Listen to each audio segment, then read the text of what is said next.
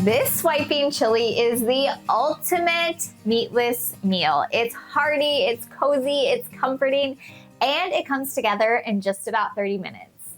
Hi, I'm Becca from Fork in the Kitchen, and I am here to help you make meatless meals that everyone will love, especially this chili. Let's get started. Grab your Dutch oven or stock pot. It's all gonna come together in one pot. First, we'll heat some olive oil, and then to it, we're going to add our diced onion, jalapeno, and red bell pepper. It's gonna create such a flavorful base.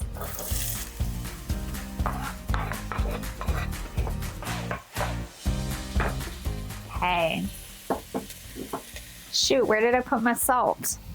And if you've been following along, then you guessed it. Start adding your first pinch of salt to layer in the flavor, layer in that flavor.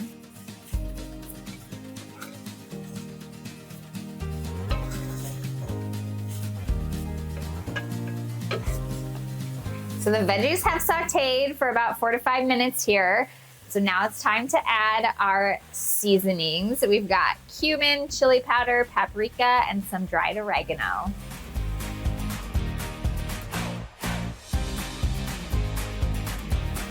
And you know we're adding garlic, so we're using my favorite garlic press. We just stick the whole clove in there and squeeze it on in. You can go ahead and scrape it off of there. I can fit both of those in. I'm doing 5 garlic cloves. Trust me, the more garlic, the better, especially in this chili recipe. Don't forget to add just a pinch of kosher salt again. Layer in that flavor. So give the garlic and the spices a good stir, and they'll cook for just a couple minutes. Time to add our beans. So we're using a blend of cannellini beans and navy beans. You could use all cannellini beans or substitute the navy beans for Great Northern beans. It's really flexible. And we are reserving about 1.5 cups of them to mash them. So I will add just the drained and rinsed beans.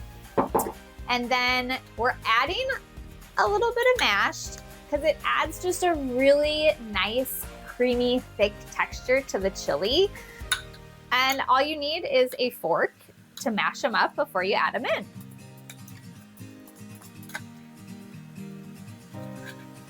Okay, got those in. Now we've got some diced green chilies. And we're gonna add a can of Rotel, a couple dashes of Worcestershire sauce, for a really nice savory boost. If you are specifically vegetarian or strict and don't want any seafood, make sure you check and make sure that it is a vegetarian friendly one that's not made with anchovies. Okay, and last but not least for this step is our vegetable stock.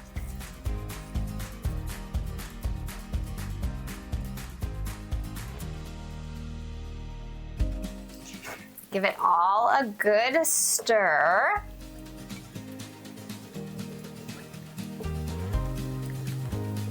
And we'll bring it to a simmer to let those flavors all meld together.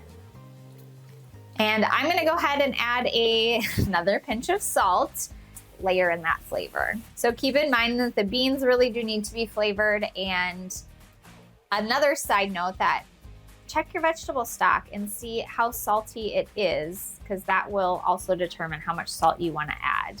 And the Worcestershire sauce also adds kind of that savory, salty element too. I really just rambled about salt there. All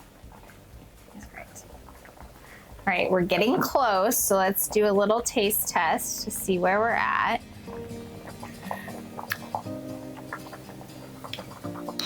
It's good. Got a little pepper forward there.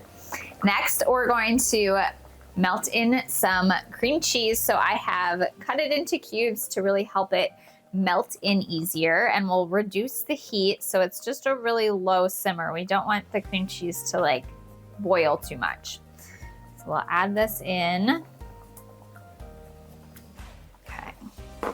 same time, you can go ahead and add in the frozen corn. Give it a good stir. And I like to just keep slowly stirring until that cream cheese is completely melted.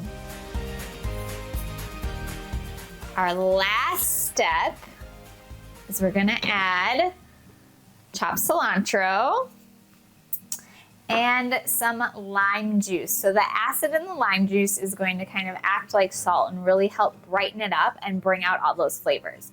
So before we even try to add more salt, we're gonna start with our lime. Oh, this one is not all that juicy. There we go. There we go. Okay. We'll give it a good stir. Oh, it smells so good.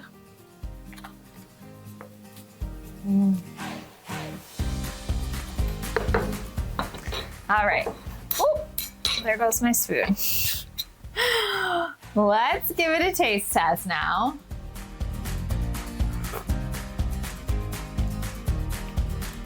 It's perfect.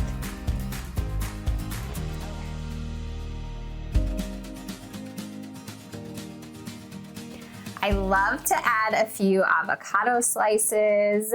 You could add sour cream too, but I find it's just already so creamy that it's just fine without the sour cream.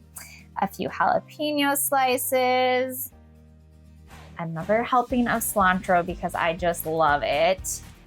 And definitely serve it with tortilla strips or throw on a few tortilla chips in there. Ah, the crunch is just so good. Isn't it so beautiful?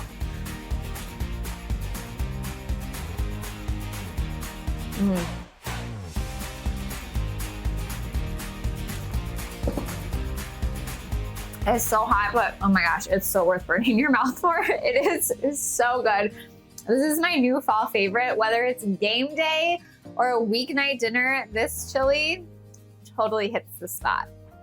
Join me back here next week for another meatless meal that everyone will love. Be sure to hit that subscribe button so you never miss a recipe. Until then, happy eating. That was kind of a where is it going moment. Yeah.